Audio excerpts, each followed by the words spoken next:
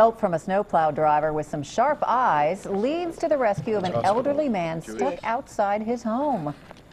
Good evening. That man is recovering in a local hospital tonight after a quick-thinking snowplow driver comes to his aid. The City of Reading employee spotted the neighbor who fell behind some bushes outside his home. Local 12's Larry Davis is live from the Jewish Hospital Kenwood with this good news story. Larry, don't you like it when they end like this? Oh, it makes you warm on a cold night, Rob, I'll tell you that. In this snow and frigid weather, we're always told to watch our step in the snow and protect ourselves from the ice and snow. Well, one man here at Jewish Hospital tonight is very, very fortunate. He's fortunate he didn't suffer from hypothermia, but he was found in the nick of time by a sharp-eyed snowplow driver. Snow days are long days for plow drivers like Brandon Asbrock. He spent much of yesterday plowing the streets of Reading. About 2 in the afternoon, Asbrock was plowing Maple Avenue when his eye caught something strange in the ice and the snow.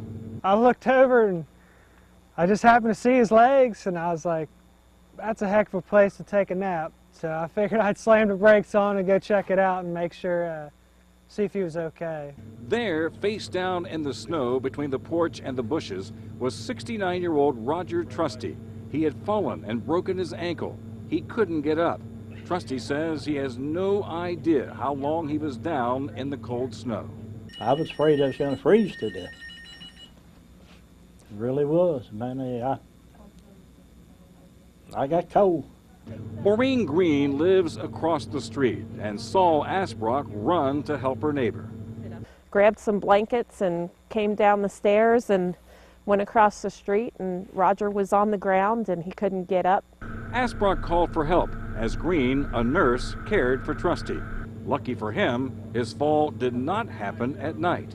He would not have been seen at all. There's no way he would have been seen with how hard it was snowing, and then last night with the winds and all of that. He definitely could have stood a chance of dying out here last night.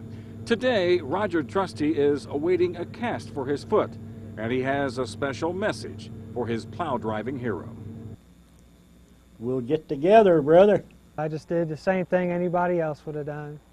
I'm just glad I was able to find him before too late. He's very lucky. He's very lucky. He's blessed. He's got some really good angels up there looking out for him, and one of them is that snowplow driver.